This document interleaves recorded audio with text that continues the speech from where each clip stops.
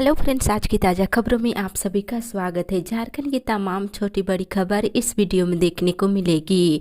सबसे पहले बड़ी खबर, पारा शिक्षकों के लिए खुशखबरी, वेतनमान का ऐलान 29 दिसंबर को। एक बड़ी खबर की राज्य के 65,000 पारा शिक्षकों को सरकार के 2 साल पूरे होने के उपलक्ष्य में वेतनमान की सौगात मिलेगी। 29 दिसंबर को मुख्यमंत्री हेमंत सोरेन पारा शिक्षकों के वेतनमान की घोषणा करेंगे। सोमवार को प्रोजेक्ट भवन में शिक्षा मंत्री जगन्नाथ महतो की अध्यक्षता में आयोजित बैठक में इस पर सहमति बन गई है। अब पारा शिक्षकों के साथ अगली बैठक होगी, जिसमें उनके लिए बनाई गई सेवा शर्त नियमावली पर अंतिम सहमति बनेगी। इसके लिए छठ के बाद शिक्षकों को बुलाया जाएगा।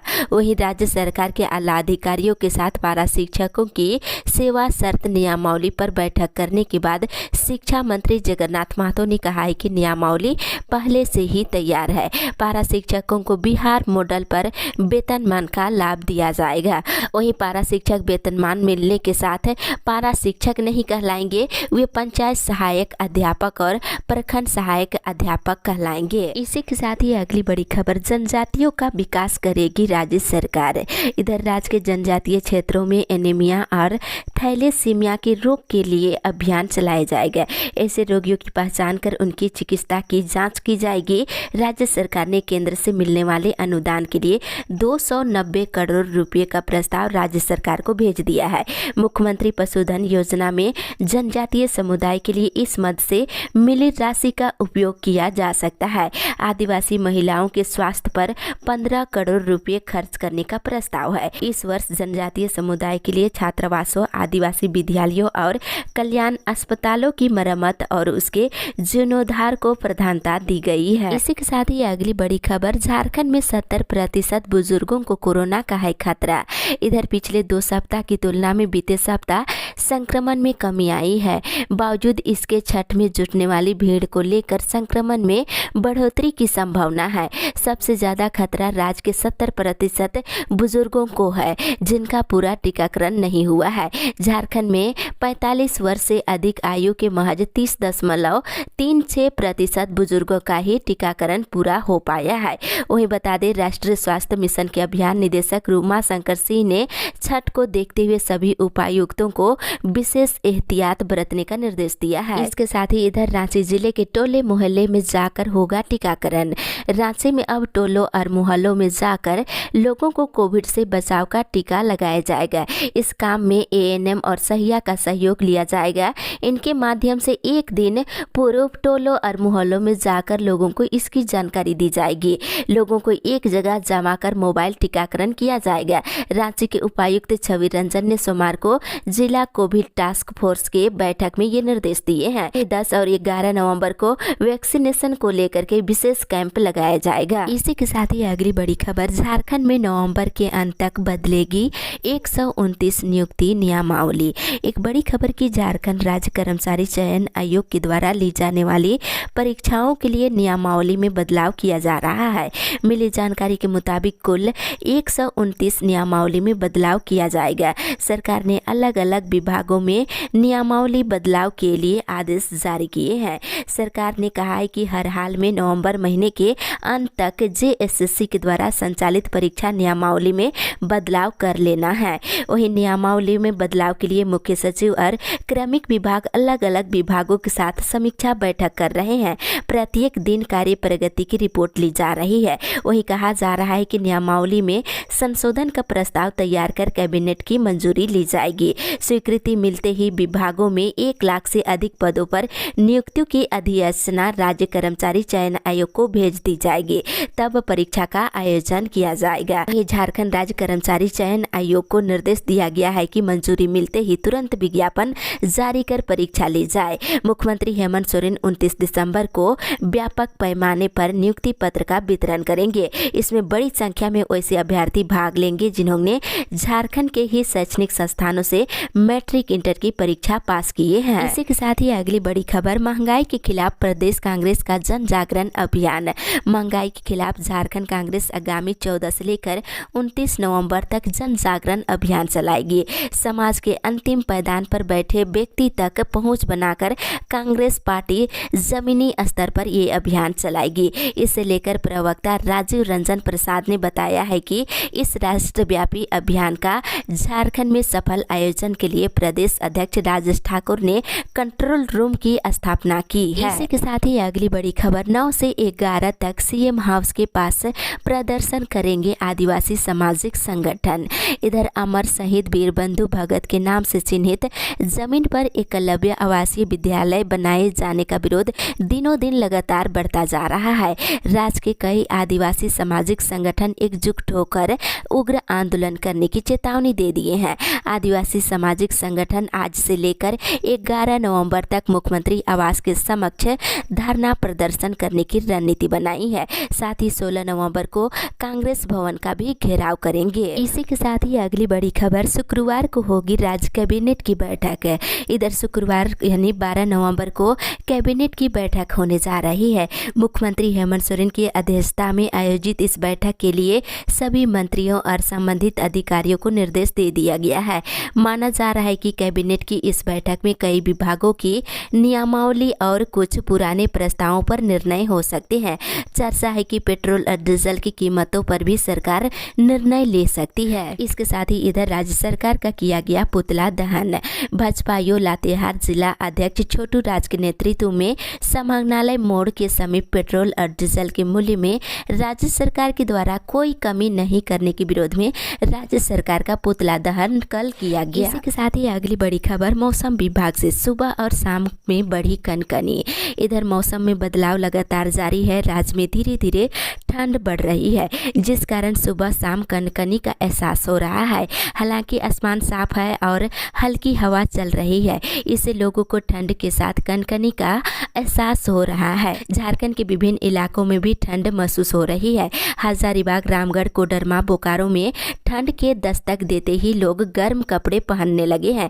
दरअसल उत्तर पश्चिम दिशा में हल्की हवा चलने से कनकनी बढ़ गई है। विभाग के अनुसार आने वाले 2 से 3 दिनों में न्यूनतम तापमान में बढ़ोतरी देखने को मिलेगी। हालांकि अगले रविवार तक राज्य के विभिन्न हिस्सों में हल्के से लेकर मध्यम दर्जे की बारिश होने की संभावना है। इसी के साथ ही अगली बड़ी खबर, फार्मेसी काउंसिल जल्द ही ऑनलाइन प्लेटफॉर्म पर होगी उपलब्ध। राहत भरी खबर की राजधानी रांची समेत राज्य भर में पढ़ाई पूरी कर चुके फार्मासिस्टों को अब रजिस्ट्रेशन के लिए काउंसिल ऑफिस की दौड़ नहीं लगानी होगी। फार्मेसी काउंसिल जल्द ही ऑनलाइन प्लेटफॉर्म पर उपलब्ध हो रही है। इसके बाद फार्मेसी की पढ़ाई पूरी कर चुके कैंडिडेट्स घर बैठे रजिस्ट्रेशन करा सकेंगे। इतना ही नहीं, कैंडिडेट्स को डॉक्यूमेंट की एक सेल्फ अटेस्टेड कॉपी भी काउंसिल को भेजनी होगी। वेरिफिकेशन के बाद काउंसिल की ओर से सर्टिफिकेट और लाइसेंस ऑनलाइन जारी कर दिया जाएगा। इसके साथ इधर राज्य में सखिया बिजनेस कोरेस्पोंडेंट की नियुक्ति होगी। बता दें, इधर ग्रामीण विकास सचिव डॉक्टर मनीष रंजन ने सभी जिलों के उपायुक्तों और उप विकास आयुक्तों को पत्र लिखकर अपने जिलों में पंचायत स्तर पर काम कर रहे डीजीपी सखियों को बिजनेस कोरेस्पोंडेंट सखियों के रूप में बैंकों के द्वारा नियुक्त करने का निर्देश दिया गया है। इसके साथ इधर छठ पर्व को लेकर 10 और 11 को राज्य में होगी छुट्टी। इधर महापर्व को देखते हुए झारखंड सरकार के सभी ऑफिस और बैंक 10 और 11 नवंबर को बंद रहेंगे। इससे पहले 10 नवंबर को छुट्टी की घोषणा की गई थी, लेकिन अब इसमें आंशिक संशोधन करते हुए एनआई एक्ट के तहत 11 को सार्वजनिक अवकाश की घोषणा की गई है। आंशिक संशोधन की अधिसूचना जारी कर दी गई है। इसी के साथ ही अगली बड़ी खबर, एसी समुदाय को आय जाति और आवासीय प्रमाण पत्र बनाने की मांग। भाजपा अनुसूचित जाति मोर्चा रांची के द्वारा सोमवार को राजभवन के समक्ष धरना दिया गया। धरना के माध्यम से जाति आवासीय प्रमाण पत्र बनाने की मांग की गई है। बता दें, कार्यक्रम में भाजपा अनुसूचित जाति मोर्चा के राष्ट्रीय मंत्री जीतू शरण राम ने कहा है कि जिस तरह अनुसूचित जनजाति के लिए जाति आवासीय के लिए अस्थायी प्रमाण पत्र निर्गत करने का आदेश दिया, उसी रूप में जो दलित पिछड़ा है अनुसूचित जाति वर्ग जिसमें 22 जातियां आती है, 22 उपजातियों को भी अस्थायी जाति आवासीय प्रमाण पत्र निर्गत करने की मांग किए हैं। इसी के साथ ही अगली बड़ी खबर, नेतरहाट आवासीय विद्यालय विद्यालय की प्रवेश परीक्षा के पैटर्न में हुआ बदलाव। इधर नेतरहाट आवासीय विद्यालय के प्रवेश परीक्षा के पैटर्न में बदलाव किया गया है। इसकी घोषणा विद्यालय प्रबंधन ने एक पत्र जारी कर दिया है। बताते चले कि नेतरहाट में 17-2021-22 के लिए नामांकन प्रवेश परीक्षा का फॉर्म जमा हो रहा है। नामांकन के लिए ऑनलाइन या फिर ऑफलाइन दोनों माध्यम से आवेदन जमा लिए जा रहे हैं। वहीं परीक्षा फॉर्म जमा करने की तिथि 29 नवंबर तक है। वहीं परीक्षा 23 जनवरी को आयोजित की जाएगी और नए पैटर्न में 100 अंकों की परीक्षा होगी। इसके साथ ही अगली बड़ी खबर, पंचायत चुनाव की अधिसूचना जारी होने से पहले भावी प्रत्याशियों ने दिखाई अपनी दम। इधर आगामी पंचायत चुनाव को लेकर राज्य के सभी जिला प्रखंडों में विभिन्न पदों के प्रत्याशियों ने अभी से ही अपना दम दिखाने शुरू कर दिए हैं।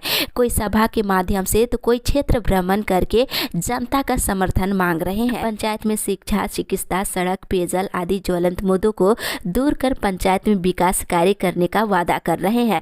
वहीं सरकार ने होने वाले पंचायत चुनाव को लेकर अभी तक अधिसूचना जारी भी नहीं किए है। इसके बावजूद भावी प्रत्याशियों ने अपने अपने तरीके से चुनाव की तैयारी अभी से ही शुरू कर दी है। वहीं मिली जानकारी के अनुसार छठ पूजा के बाद सरकार कभी भी पंचायत चुनाव की अधिसूचना जारी कर सकती है। ऐसे में लोगों को पंचायत चुनाव की घोषणा होने का बेसब्री से इंतजार है। इसी के साथ ही अगली बड़ी खबर, सरकार झारखंड आंदोलनकारियों के मामले में चेतना को न करे शून्य।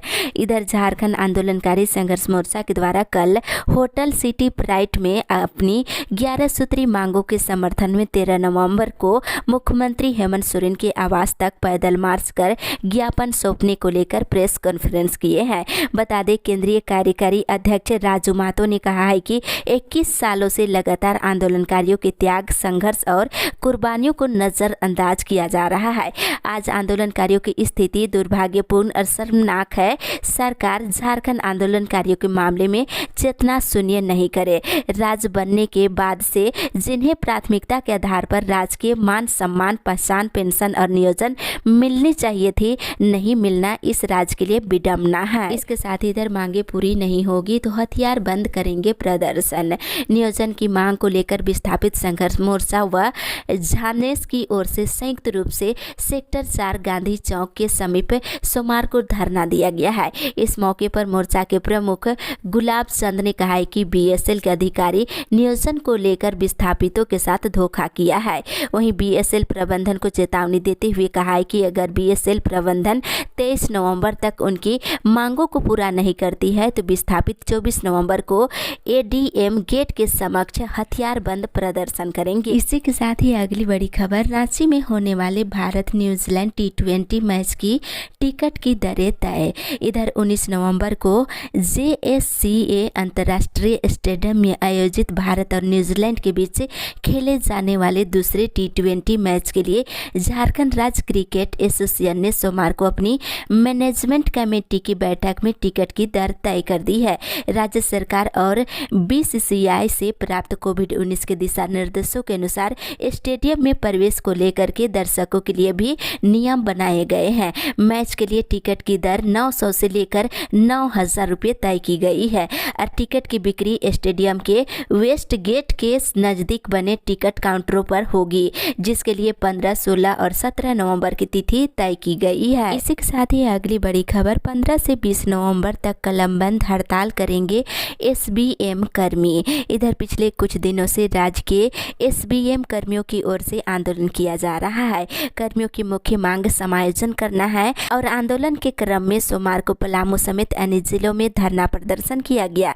वहीं स्वच्छ भारत मिशन 15 से लेकर 20 नवंबर तक SBM कर्मियों की ओर से कलमबंद हड़ताल किया जाएगा। वहीं इधर 3000 सक्षम लोगों ने सरेंडर किए राशन कार्ड।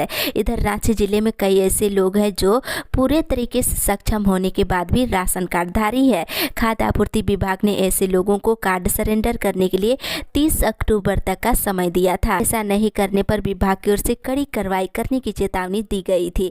कार्रवाई के डर से रांची जिले के करीब 3000 लोगों ने विभाग को राशन कार्ड सरेंडर कर दिए हैं। इसी के साथ ही अगली बड़ी खबर, कोल इंडिया बांटे मुआवजा। इधर झारखंड के अफसरों की सोमवार को नीति आयोग के साथ नई दिल्ली में हुई बैठक में राज्य से जुड़े कई मामलों पर चर्चा हुई है। इस दौरान झारखंड के अधिकारियों ने नीति आयोग के समक्ष कोल इंडिया के द्वारा राज्य के 12 जिलों में अधिग्रहित किए गए करीब 53,000 एकड़ भूमि के बदले लगभग 8,000 करोड़ रुपए मुआवजा अब तक नहीं दिए जाने का मामला रखा है। इस पर केंद्र सरकार की ओर से कहा गया है कि 7 जिलों में मुआवजे के लिए सत्यापन का कार्य पूरा कर लिया गया है। शेष बचे 5 जिलों में सत्यापन का काम जो है संयुक्त रूप से चल रहा है। सत्यापन के बाद प्रति एकड़ मुआवजा देने की प्रक्रिया शुरू हो जाएगी। इसके अलावा राज्य सरकार की ओर से स्वर्ण रेखा परियोजना के लिए 200 करोड़ रुपए का अनुदान की मांग की गई है। साथ ही इधर 9 को अपलोड होगा छात्रों का रोल नंबर।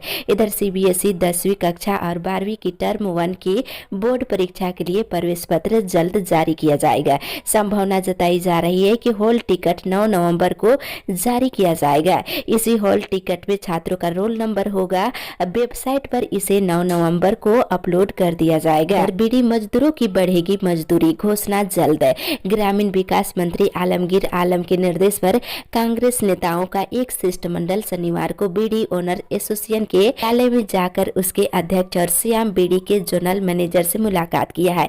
शिष्टमंडल ने बीड़ी मजदूरों की 1000 बीड़ी की मजदूरी 152 रुपये से बढ़ाकर 178 रुपये करने की मांग की है। इसके साथ ही अगली बड़ी खबर, पंचायत चुनाव में युवा वोटरों की होगी अहम भूमिका।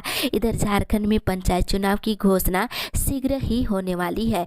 चुनाव में नए मतदाता विशेषकर युवा मतदाताओं की अहम भूमिका देखी जा सकती है।